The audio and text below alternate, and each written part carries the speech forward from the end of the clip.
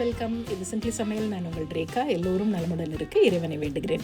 இன்றைக்கி ஒரு அருமையான சட்னி ரெசிபி தான் பார்க்க போகிறோம். ஆந்திரா ஸ்டைலில் நல்ல காரசாரமான ஒரு கார சட்னி. இதுக்கு தக்காளி தேவையில்லை, வெறும் வெங்காயம் வச்சு தான் செய்ய போகிறோம். அது மட்டும் இல்லை, லீவ் விட போது நிறைய பேர் ஊருக்கு போகணும், டூர் போகணும், கோயில்களுக்கு போகணுன்னுலாம் பிளான் பண்ணியிருப்பீங்க. இந்த சட்னி செஞ்சு நல்ல ஒரு பாட்டில்லையோ பாக்ஸ்லையோ எடுத்துக்கிட்டிங்கன்னா 7 நாள் ஆனாலும் கெட்டு போகாது. இட்லி, தோசை, சாதம் எல்லாத்துக்கூடையும் வச்சு சாப்பிட அட்டகாசமாக இருக்கும். நம்ம சேனலில் புதுசாக பார்க்குறவங்க சேனல் பிடிச்சிருந்துன்னா மறக்காமல் சப்ஸ்கிரைப் பண்ணிக்கோங்க, பெல் ஐக்கான் கிளிக் பண்ணிவிடுங்க. வாங்க கிச்சன் போகலாம். நாம் ஃபஸ்ட்டு ஒரு 2-3 டீஸ்பூன் எண்ணெய் ஊற்றிக்கோங்க. இதில் ஒரு 7 8 காஞ்ச மிளகா. உங்களுக்கு இது கொஞ்சம் சுருக்குன்னு காரம் இருக்கும், அதனால் கொஞ்சம் நல்ல மிளகா எக்ஸ்ட்ரா போட்டுக்கோங்க. நான் ஒரு 6 காஞ்ச மிளகாவும் ஒரு 4 காஷ்மீரி மிளகாவும் போட்டிருக்கேன். அது ஃபஸ்ட்டு நல்ல வாசனை வர அளவு லைட்டாக ஒரு நிமிஷம் வறுத்துட்டு மிளகாயை தனியாக எடுத்துக்கலாம். அதே எண்ணெயே போதும். அந்த எண்ணெயில் ஒரு 1/2 டீஸ்பூன் கடுகு, 1/4 டீஸ்பூன் சீரகம், அந்த 1/4 டீஸ்பூனுக்கும் பாதி அளவு, அதாவது 1/5 டீஸ்பூன் சொல்லுவோம் இல்லையா, அந்த அளவுக்கு வெந்தயம்னா எண்ணெய் ஒரு 10-12 வெந்தயம் இருந்தால் போதும். ரொம்ப போட்டுறாதீங்க, அப்புறம் கசப்பு வந்துடும். ஸோ இதெல்லாம் நல்லா கொஞ்சம் இந்த எண்ணெயில் ஃபஸ்ட்டு பொரிஞ்சிடட்டும்.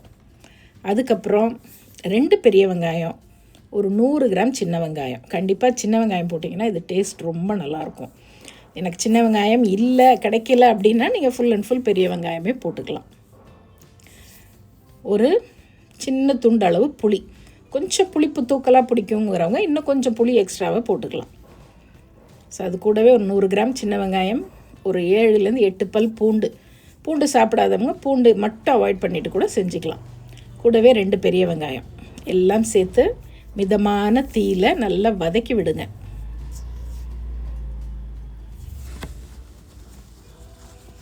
ஸோ வதக்கும் போதே நம்ம உப்பு சேர்த்துக்கலாம். ஒரு 1/2 டீஸ்பூன் கல்லுப்பு சேர்த்துக்கிறேன் நான்.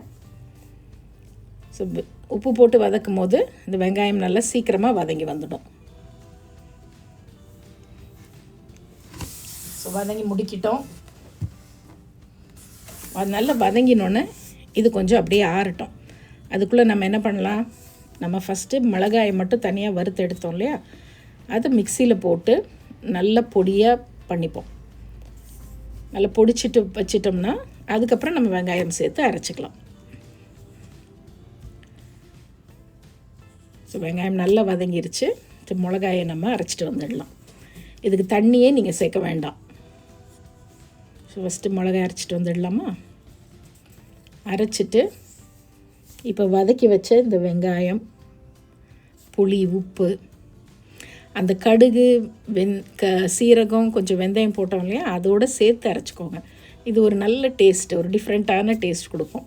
இப்போ நல்லா இந்த மாதிரி மையாக நல்லா அரைச்சிட்டு வந்துடலாம். அரைச்சிட்டு வந்தோடனே இதை அன்னைக்கே நீங்கள் சாப்பிட போகிறீங்க, அன்னைக்கு மட்டும் வச்சுக்கிட்டா போதும் அப்படின்னா 1 டேபிள் ஸ்பூன் நல்லெண்ணெய் போதும். இல்லை நான் கொஞ்சம் ஒரு வாரம் இதை வச்சு சாப்பிட போகிறேன் அப்படின்னா ஒரு 3 டேபிள் ஸ்பூன் நல்லெண்ணெய் ஊற்றிக்கோங்க. அந்த நல்லெண்ணெயில் நல்லா வதக்குனிங்கன்னா தான் அது அப்படியே கெட்டு போகாமல் இருக்கும். ஸோ 1/2 டீஸ்பூன் கடுகு, ஃப்ரெஷ்ஷான கருவேப்பிலை, கொஞ்சமாக பெருங்காயத்தூள் வேணுன்னா நீங்கள் போட்டுக்கலாம், அது ஆப்ஷனல். நம்ம அரைச்ச வெங்காய விழுதையும் உள்ளே போட்டு அப்படியே மிதமான தீயில் வச்சு 2-3 நிமிஷம் அப்படியே நல்லா வதக்கி விடுங்க. இந்த எண்ணெய் ஃபுல்லாக உள்ளே இழுத்துட்டு திரும்ப எண்ணெய் அப்படியே வெளியில் கசிஞ்சு வரும். நல்லா வதக்க கலரும் நல்லா டீப்பான அந்த ரெட் கலர் வரும் உங்களுக்கு, நல்ல அந்த காரச்சட்னி கலர். தோசை மேலே நீங்கள் எப்படியே தடவி அந்த கார தோசை கூட இந்த சட்னியில் செய்யலாம். இது நெல்லூர் ஸ்பெஷல்.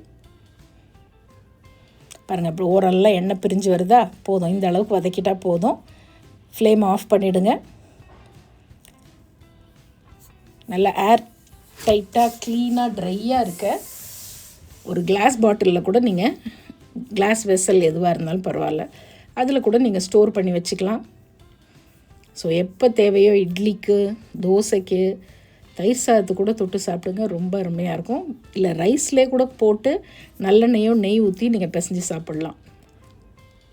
ஸோ இது ஒரு ஆளினால் அழகு ராஜா. எமர்ஜென்சிக்கு ரொம்பவே கை கொடுக்கும்.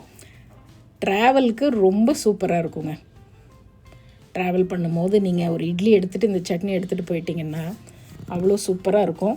ட்ரை பண்ணி பார்த்துட்டு எப்படி இருக்குன்னு சொல்லுங்கள். நம்ம சேனலை ஃபேஸ்புக்லேயும் இன்ஸ்டாகிராம் பேஜ்லேயும் ஃபாலோ பண்ண மறந்துடாதீங்க. இன்னொரு ஃபேண்டாஸ்டிக் ரெசிபியோட மறுபடியும் பார்ப்போம். இது சிம்பிளி சமையல். நான் உங்கள் ரேகா. தேங்க்ஸ் ஃபார் வாட்சிங். Take care. பபாய்.